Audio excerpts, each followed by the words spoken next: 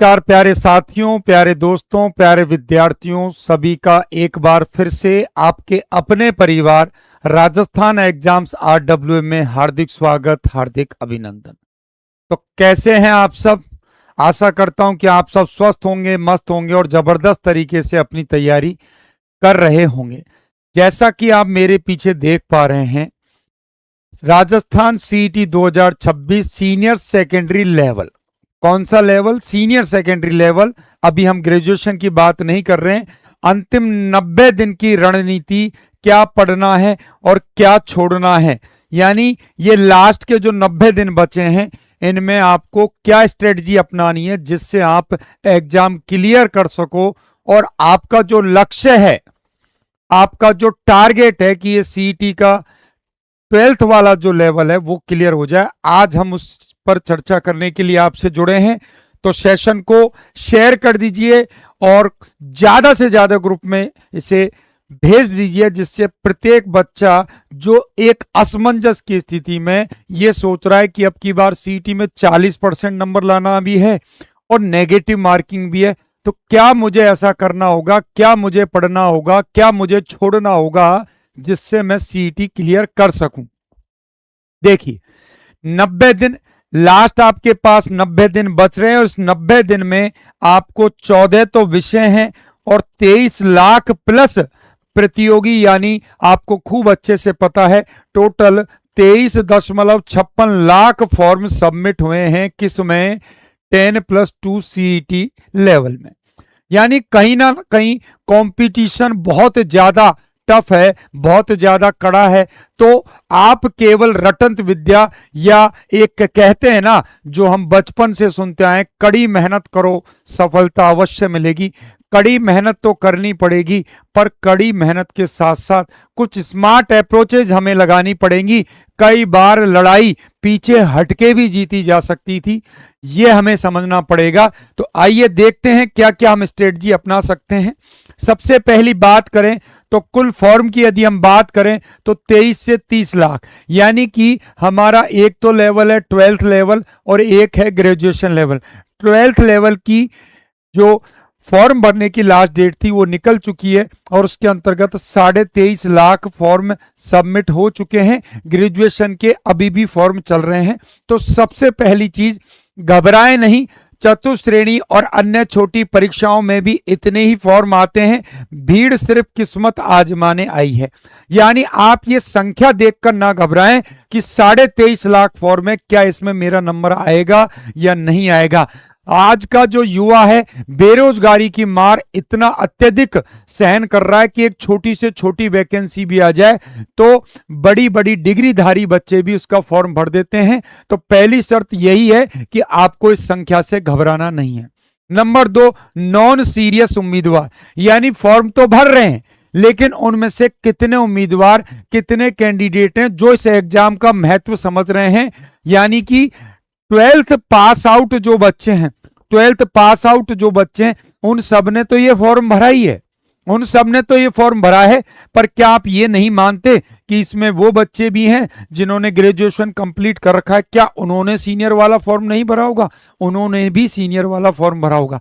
तो आप खुद सोच लीजिए, जिन बच्चों ने ग्रेजुएशन कर रखा है उन्होंने भी इस फॉर्म को सबमिट किया है। तो ये जो संख्या हमें 23.5 लाख दिखती है, इसमें से बहुत ज्यादा संख्या ऐसी भी हो सकती है जो ग्रेजुएशन करके बैठी हुई है। नंबर 3 कंडीशन है, आपका असली कंपटीशन क्या है? केवल वे गिने चुने छात्र जो 40% के टारगेट को स्मार्ट सिलेक्शन और एक्यूरेसी से देंगे। हमें इससे मतलब नहीं है कि कितने बच्चे एग्जाम दे रहे हैं, कितने सीरियस हैं, कितने नॉन सीरियस हैं। यहां मोस्ट इंपॉर्टेंट बात है, क्या आपका मुकाबला 30 लाख लोगों से नहीं, आपका मुकाबला इस कंसेप्ट से है। यही कंसेप्ट है इस साल, इस बार CET में जो बच्चों को डरा रहा है। नेगेटिव मार्किंग का जो डर है, वो डर ही कहीं ना कहीं आपसे गलती करवाएगा और हो सकता है आपको असफल बना दे। और ये ध्यान रख लेना, अगर आप पेपर में असफल हो गए तो आपको क्या नुकसान होने वाला है। इस बार CET में नया खेल के 3 नए नियम। खेल से मतलब ये जो एग्जाम हो रही हैं, सीईटी जो एग्जाम है या जो भी कंपटीशन हम एग्जाम देते हैं, कहीं ना कहीं वो एक तरीके से गेम ही होता है। जो अच्छी मेहनत करता है, जिसने अच्छा डेडिकेशन दिया, वो सफल हो जाता है। जो कहीं ना कहीं केयरलेस होता है, लापरवाही कर देता है, वो असफल हो जाता है।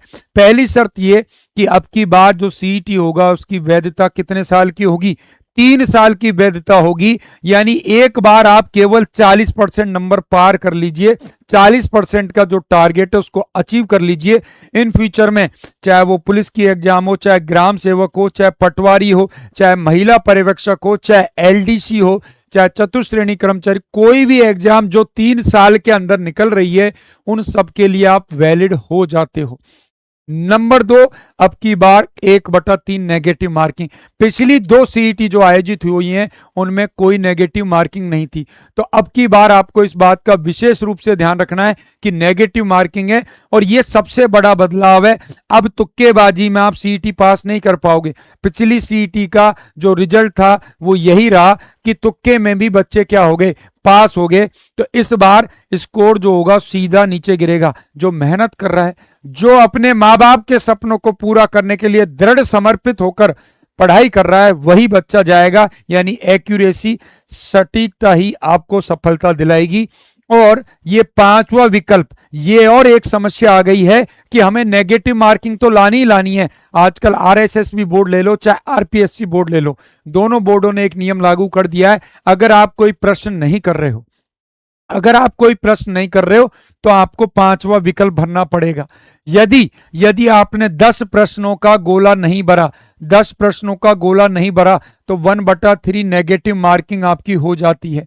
और यही कंडीशन क्या बनी कि पूरे पेपर का अगर 10% आपने गोला नहीं भरा है, 5वां विकल्प नहीं भरा है, तो आपकी कॉपी ही चेक नहीं होगी, आप अयोग्य हो जाओगे। तो इस 5वें गोले का भी आपको विशेष रूप से ध्यान रखना है। यानी 2 बातें अपने माइंड में बिल्कुल फिट कर लेना। एक तो आपको करनी है क्या? नेगेटिव मार्किंग की प्रैक्टिस की, किस प्रकार से नेगेटिव मार्किंग से मुझे बचना है। और नंबर 2, 5वां गोला। बेटा अभी सब हो जाएगा हितेश जी, थोड़ा सा तसल्ली रख लो। आपकी एग्जाम की यदि बात करें तो 23, 24 और 25 अक्टूबर जो माना जा रहा है कि 4 से 6 पारियों में होगी। टोटल 120 प्रश्न आपके आने हैं और वो 14 विषय में से आने, अलग अलग हिंदी, इंग्लिश, गणित, आपकी रीजनिंग है, कंप्यूटर है, साइंस है, राजस्थान में अलग अलग पार्ट है, इंडियन जीके में अलग अलग पार्ट हैं, करंट जीके अलग है, कंप्यूटर अलग है। और न्यूनतम पासिंग मार्क्स यानी 40% आपको नंबर लाने हैं। मतलब आपको 48 प्रश्न क्या करने पड़ेंगे? सही करने पड़ेंगे। कैटेगरी की बात करें, SC ST वाले जो कैंडिडेट हैं, एक्स सर्विसमैन जो कैंडिडेट हैं, उनके लिए 35%। अब ये समझ लीजिए 120 में से 48 प्रश्न मेरे बिल्कुल सही होने चाहिए। 48 प्रश्नों को कैसे सही किया जाएगा? क्या एक अप्रोच हम लगा सकते हैं जिससे हमारे 48 पे क्वेश्चन सही हो जाएं? तो अब आप देखिए, पहली शर्त सुन लीजिए। हमेशा यह सिखाया जाता है कि पेपर की अच्छे से तैयारी करो, ज्यादा मेहनत करो, प्रत्येक क्वेश्चन को सॉल्व करने का प्रयास करो, तो आप सेलेक्ट हो गए। यहां पहला ही नियम उल्टा है। पहला नियम ही क्या कह रहा है कि आपको 100% प्रश्न हल नहीं करने, आपको 100% पेपर हल नहीं करना। इस बात को दिमाग में फिट कर लीजिए। आपको 100% पेपर करना ही नहीं है। जब हम नौकरी के लिए प्रयास करते हैं तो वह हमारा मेन उद्देश्य होता है कि हम जितने ज्यादा पेपर क्वेश्चन करेंगे उतना हमारा स्कोर अच्छा होगा। लेकिन यहां यह चीज पहली है कि आपको 100% पेपर को तो टारगेट बनाना ही नहीं है। नंबर 2, अगर मैं बात करूं तो रणनीतिक बदलाव क्या कहता है कि हम मॉक टेस्ट दें ज्यादा से ज्यादा और उनमें हल करने से ज्यादा, ध्यान दीजिए मेरी बात पर, यह सबसे इंपॉर्टेंट कंसेप्ट है, हल करने से ज्यादा डाउटफुल प्रश्नों को छोड़ना सीखें। अभी तक हमें यही सिखाया जाता है कि 2-4 क्वेश्चनों पर रिस्क ले लो। हमें मॉक टेस्ट की प्रैक्टिस करनी है, हमें ज्यादा से ज्यादा टेस्ट देने हैं और उनमें क्वेश्चनों को छोड़ना किनको? ऐसा नहीं कि हर एक को ही आप छोड़ रहे हो। जिस क्वेश्चन में आपको डाउट है, 2 ऑप्शन में भी डाउट है, बिल्कुल स्किप कर दीजिए। रिस्क लेना ही नहीं है, रिस्क लेना ही नहीं है। नंबर 3, निष्कर्ष क्या निकलेगा? नेगेटिव मार्किंग में सबसे बड़ा हथियार आपका संयम है। संयम मतलब आपका पेशेंस है, आप अपने ऊपर कितना कंट्रोल रख पाते हो। आपको एग्जाम में लगेगा कि ये आंसर हो सकता है, मैं ये एक क्वेश्चन और करके देख लेता हूं, एक क्वेश्चन से क्या फर्क पड़ रहा है। एक करोगे, दूसरा करोगे, तीसरा करोगे, 3 प्रश्न आपने कर दिए और तीनों गलत हो गए, इसका सीधा सीधा अर्थ है कि एक सही प्रश्न की कुर्बानी आपने दे दी। और जब हम एक एक प्रश्न करते जाते हैं कि एक प्रश्न से क्या फर्क पड़ रहा है, एक प्रश्न ही तो है, धीरे धीरे वो एक एक का आंकड़ा बढ़ते बढ़ते 10, 15, 20 तक पहुंच जाता है। और 10, 15, 20 तक पहुंच जाता है तो वहां स्थिति ये हो जाती है कि हमने पेपर बहुत अच्छा किया, लेकिन जो नेगेटिव क्वेश्चन गए उन्होंने हमारे पूरे पेपर का सिस्टम बिगाड़ दिया। तो इस बात का आपको विशेष रूप से ध्यान रखना है। पेपर आपको 100% नहीं करना है। सेकंड कंडीशन, आपको पूरा पेपर हल करने की अपेक्षा पेपर में जो डाउटफुल क्वेश्चन है उनको छोड़ने की आदत बनानी पड़ेगी। ध्यान दे लीजिए, शौक नहीं बनाना, उसे बनाना पड़ेगा आपको आदत, उसे बनाना पड़ेगा आपको आदत। अब देखिए, पहले जो पैटर्न था पहले जो पैटर्न था, ध्यान दे लीजिए, ऑलरेडी आलोक राज जी कह चुके हैं कि पेपर जो होगा उसकी तैयारी अच्छे से करें, लेवल अच्छा होगा। पहले पेपर कैसा आता था? सीधा तथ्य आता था। सीधा तथ्य का मतलब क्वेश्चन है, 4 ऑप्शन है, आराम से आप आंसर दे सकते हो। वर्तमान में पैटर्न क्या हो रहा है? कथन कारण, कथन कारण, कूट मिलान, सत्य असत्य, सत्य असत्य, ये पैटर्न है। और ये पैटर्न अपने आप में क्या कहता है, इस बात पर विशेष ध्यान रख लीजिए। कितनी बड़ी बात है, परीक्षा का डेटा नहीं बदला है, लेकिन पूछने का तरीका बदल गया। आज भी राजस्थान की राजधानी जयपुर है, आज भी भारत की राजधानी दिल्ली है, लेकिन डेटा को प्रेजेंट करना या आपसे सवाल करने का जो तरीका है वो चीज बदल रही है। कथन कारण आ रहे हैं, कूट मिलान आ रहे हैं, सत्य असत्य आ रहे हैं। मैं बात करूं मेरी सब्जेक्ट की, मैथ्स में हमने कभी भी कथन कारण, कूट मिलान, सत्य असत्य वाले सवाल नहीं देखे। लेटेस्ट अभी ज्यादा बड़ी बात नहीं है, पिछले ही संडे को आपकी महिला सुपरवाइजर की एग्जाम हुई है, उसमें आप देखिए कितने क्वेश्चन है मैथ्स के अंदर जिनमें वो डायरेक्ट कूट मिलान करवा रहा है, जिनमें वो सूत्र शॉर्ट ट्रिक को मैच करवा रहा है, जिसमें कथन कारण दे रहा है। यही सारी चीजें चल रही है। अब 100 प्रश्न आपको पढ़ करके जो हल करने होते हैं, यानी 100 प्रश्न नहीं, हमारे प्रश्न 120 आएंगे। ये एक एग्जाम्पल है कि अगर मान के चलिए परीक्षा में 100 प्रश्न आ रहे हैं तो उन 100 प्रश्नों को पढ़ना, समझना, हल करना, वो अपने आप में 250 प्रश्नों के बराबर है। यानी यहां पर कंडीशन है, जिस विद्यार्थी का कंसेप्ट प्लस थ्योरी, यहां तुक्के से काम नहीं चलने वाला कि कोई हम एक किताब खरीद के ले आए और हमारा काम चल जाएगा। कंसेप्ट पूरा क्लियर होना चाहिए, थ्योरी जो है हमारी वो पूरी कंप्लीट होनी चाहिए, तब जाकर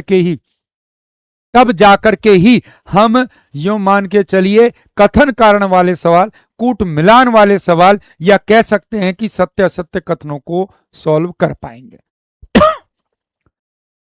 अब देखिए इनमें हम क्या कर सकते हैं। सबसे पहली चीज, नए जुड़े विषय, जिनमें से मुझे 5 से 10 क्वेश्चन मिल जाने हैं। टॉपिक्स कौन कौन से मिले? सीपीआर, प्राथमिक उपचार, सोशल मीडिया के प्रभाव, ड्रग्स, नशे के दुष्प्रभाव, जन स्वास्थ्य, नागरिक कर्तव्य। ये आपके 5 नए टॉपिक जोड़े गए हैं, किसमें? आपके जीएस वाले पार्ट में। और चूंकि नया टॉपिक जोड़ा गया है तो नए टॉपिक से आपके 5 टॉपिक हैं, तो कम से कम आप 7 से 8 प्रश्न तो मान के चलिए, 7 से 8 प्रश्न तो मान के चलिए। पहली बार आएगा तो हम कंफर्म नहीं कर सकते, पर हम ये कह सकते हैं कि लगभग यहां से आपके 8 से 10 प्रश्न आपको मिल जाने, पर ये तो मान के चलिए कि 7-8 प्रश्न तो आपको मिल ही जाएंगे। हिंदी 20 क्वेश्चन, 20 क्वेश्चन से मतलब है कि हिंदी में पिछला अगर हम पेपर देखें तो लगभग ये रेशो आता था कि 15 से 18 क्वेश्चन आपको मिल जाते थे। इसको क्यों दिया गया है? क्योंकि आपको विलोम शब्द मिल रहे हैं, या पर्यायवाची शब्द मिल रहे हैं, या मुहावरे मिल रहे हैं, या शब्द शुद्धि मिल रही है। और ये ऐसे टॉपिक होते हैं जिनमें केवल रटना है, जिनमें केवल रटना है, इनमें कोई आपको नियम, कोई थ्योरी, कोई कॉन्सेप्ट समझने की जरूरत नहीं है।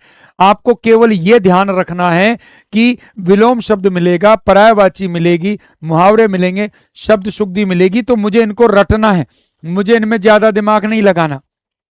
नेक्स्ट कंडीशन की अगर मैं बात करूं तो ध्यान दीजिए, the Sunday protocol, Sunday rule मतलब क्या है कि 7 दिन है हमारे पास, 7 दिन में सोम मंगल बुध गुरु शुक्र शनि 6 दिन हो गए हमारे पास, दिन बचता है कौन सा? रविवार।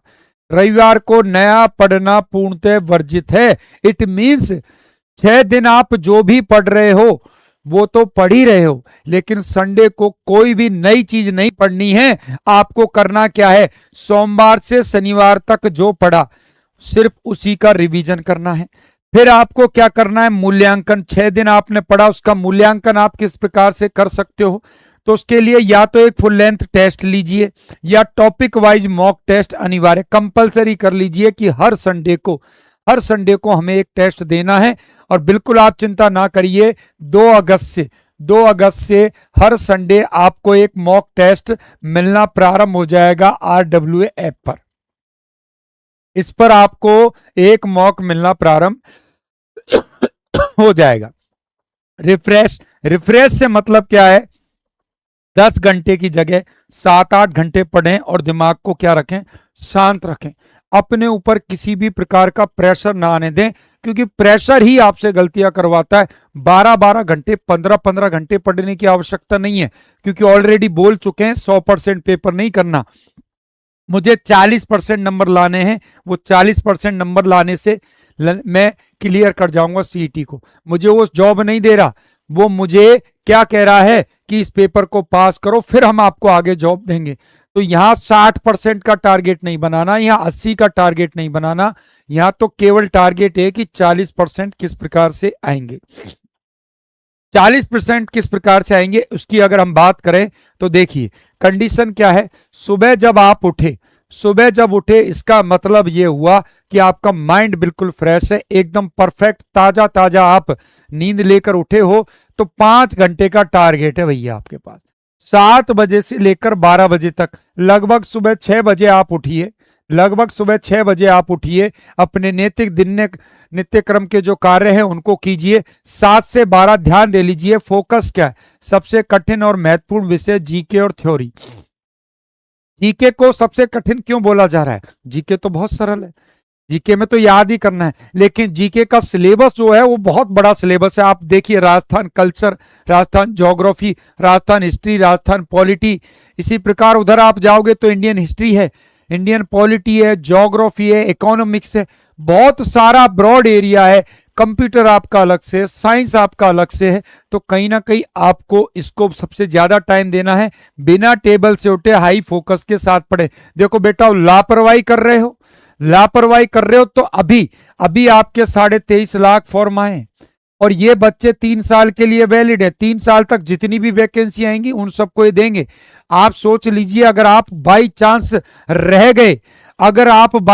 रह गए तो आप क्या करोगे? क्या 3 साल तक फिर आप कोई एग्जाम नहीं दोगे? नहीं, सीईटी हर साल होगी। लेकिन आप ये भी तो सोचिए, जब अगली साल सीईटी होगी तो ये 23.5 लाख से मान बढ़ेगा कि नहीं बढ़ेगा? बढ़ेगा, नेचुरल बात है। पेपर में और नए विद्यार्थी शामिल हो जाएंगे, कंपटीशन और टफ हो जाएगा। तो प्रयास अभी का करना है, प्रयास अभी का होना चाहिए कि इस बार ही मैं सीईटी क्लियर कर सकूं। दोपहर का जो टाइम है इसमें आप गौर कर लीजिए, 3 घंटे फिर देने, और वो कब देने? 3 बजे से 6 बजे तक। 3 बजे से 6 बजे तक आपको क्या करना है? एमसीक्यूज करिए ज्यादा से ज्यादा, प्रैक्टिस और करंट अफेयर। और 12 से 3 का जो टाइम था भाई, 7 से 12 हम यहां पढ़े, 12 से 3 का जो टाइम है, खाना पीना, कंप्लीट रेस्ट, कोई आपको बर्डन नहीं लेना है। थोड़ा बहुत मोबाइल वगैरह चलाना है, चला लीजिए। यही टाइम फिक्स कर लीजिए कि मुझे बस इस पीरियड में ही मोबाइल चलाना है, इसी टाइम मुझे दोस्तों से मिलना है, इसी टाइम मुझे मेरे दिमाग को बढ़िया आनंद में रखना है। और लास्ट एंड फाइनल, रात का अभ्यास 2 घंटे का है, वो 8 से 10 बजे का है, जिसमें आपको रिवीजन करना है। हिंदी रटना है या शॉर्ट्स नोट्स बनाने हैं? यानी आपने दिन भर में जो पढ़ा उस पूरे को एनालिसिस करके आप चाहते हो कि इसको शॉर्ट टर्म में मैं बना लूं जिससे लास्ट टाइम में मैं पढ़ सकूं, तो उसके लिए आपको क्या करने पड़ेंगे? शॉर्ट नोट्स बनाने। हिंदी की कंडीशन जो मैंने अभी आपको बताया था, लोकोक्ति, पर्यायवाची, मुहावरे, पारिभाषिक शब्दावली, इनको रटना है। रटने का काम कब करना है? और 10 बजे आपको सो जाना है। 10 बजे आप सोइए, सुबह 6 बजे उठिए, 8 घंटे की पर्याप्त नींद है और बहुत बढ़िया तरीके से आप अपनी तैयारी कर रहे होंगे। अब आप ध्यान दीजिए कि सीईटी की जो एग्जाम है, सीईटी सिर्फ एक गेट कीपर है। क्या है ये? एक गेट कीपर है, यानी सीईटी एक पात्रता परीक्षा, एक गेट खुलेगा आपको किसके लिए? अंदर जाने के लिए। अंदर जाने के लिए मतलब इससे केवल आप 40% लाकर एग्जाम पास कर रहे हो लेकिन नौकरी प्राप्त नहीं कर रहे हो। सीटी पास करने से सीधी नौकरी नहीं मिलेगी केवल, लेकिन इसके बिना आप रेस से क्या है? बाहर। दोनों ही बातें, नौकरी भी नहीं मिल रही लेकिन असफल हो गए तो फिर तो आप बिल्कुल ही बाहर हो। आप अगर सीटी पास करते हो तो 40% की स्मार्ट मेहनत 2027 में बिल्कुल पटवार की एग्जाम है, ग्राम सेवक और पुलिस। आप देख लेना, ग्राम सेवक और पुलिस की एग्जाम जो है वो जनवरी से मार्च के बीच में। वीडियो और पुलिस की जो वैकेंसी है जनवरी से मार्च के अंदर आप 100% देख लेना, इनको आप दे पाओगे। और रणनीति स्पष्ट है, 100-110 प्रश्न चुने, नेगेटिव से बचें और रिवीजन पर टिके रहें। बस यही आपका टारगेट केवल और केवल क्या होना चाहिए? 40% का होना चाहिए। अब इसके लिए आप क्या क्या कर सकते हो उस पर थोड़ा सा ध्यान दीजिए, फिर लास्ट में मैं आपको बताऊंगा कैसे कंडीशंस आपको लगानी। ये कंडीशन हो ही गई कि डेली आपको 8 घंटे की क्या करनी है? स्टडी। और ये निरंतरता, कंसिस्टेंसी होनी चाहिए। 90 दिन सब चीजें त्याग दो, घूमना फिरना जो भी है, टाइमिंग मैंने बता दिया, लेकिन आपको 8 घंटे डेली देने हैं। चाहे ब्याह हो, चाहे शादी हो, चाहे पार्टी हो, कुछ भी हो, त्याग दो। इन 90 दिनों के लिए सोच लीजिए वनवास पर चले गए हैं, किसी से कोई लेना देना नहीं है, ना रिश्तेदार, सब काम होते रहेंगे, शादियां होती रहेंगी, पार्टियां होती रहेंगी, फंक्शन होते रहेंगे, लेकिन आपके लिए जो समय, ये समय दोबारा नहीं आने वाला है। सेलेक्टिविटी, चयनशीलता। अब यहां कंडीशन क्या है?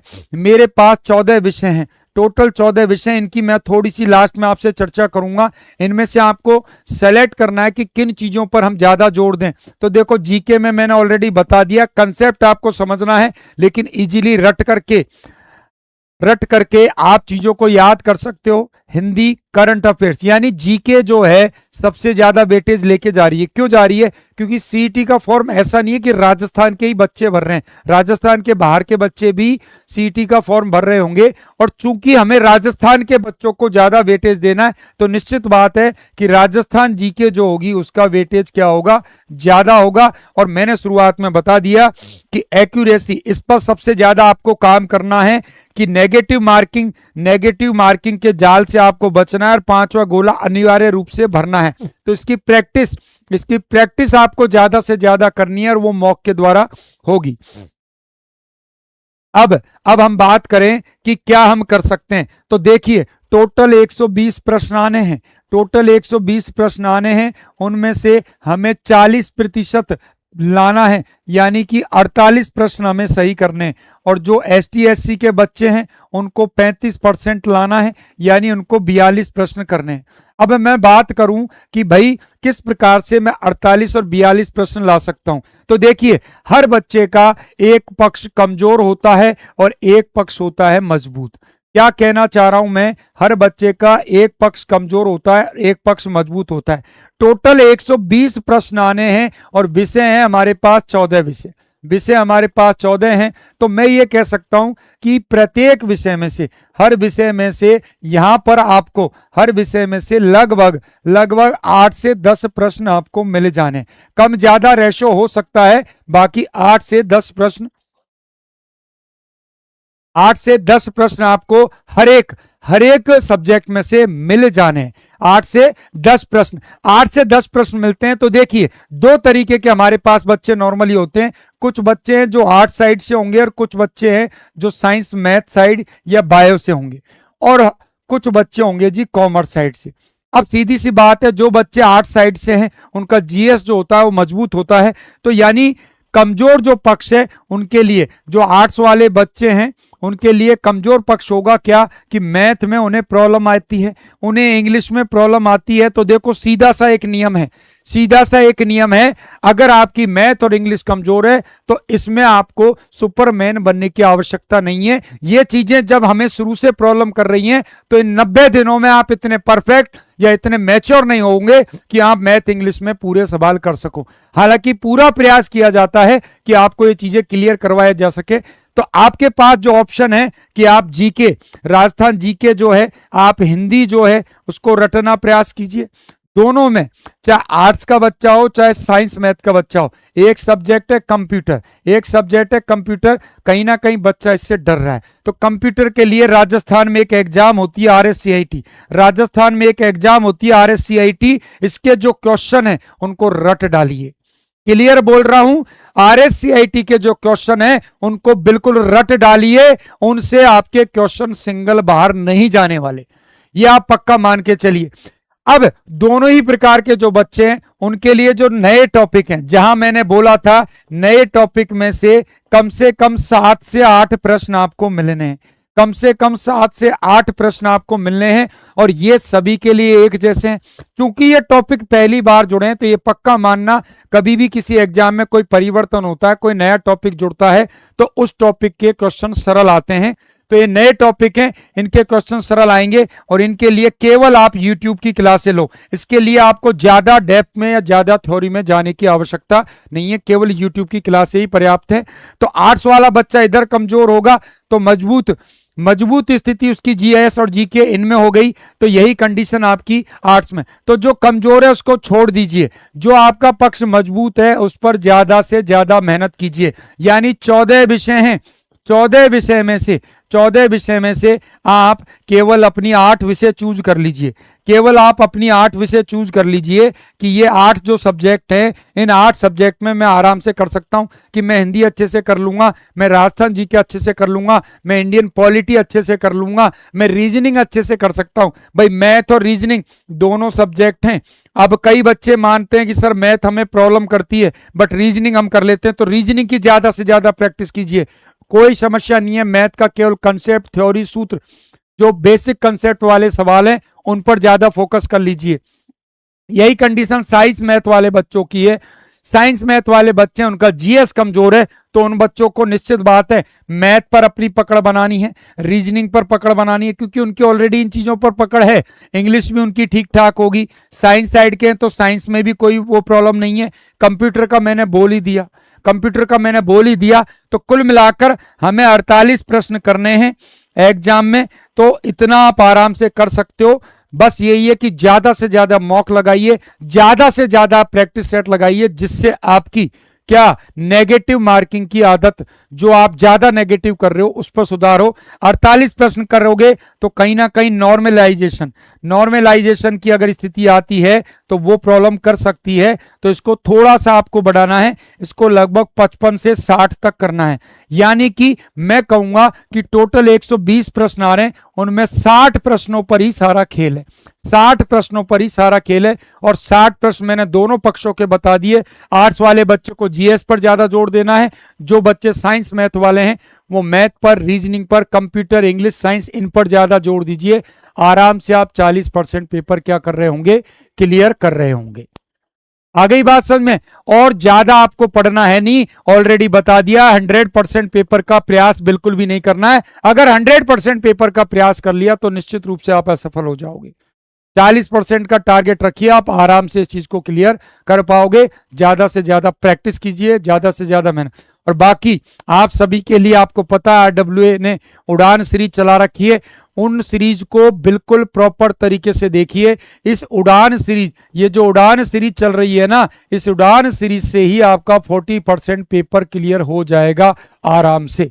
बस आप क्लासें रेगुलर लीजिए और शेयर कर दीजिए सेशन को। यही थी आज की हमारी चर्चा। मिलते हैं नेक्स्ट सेशन में, तब तक के लिए जय हिंद, जय भारत, धन्यवाद।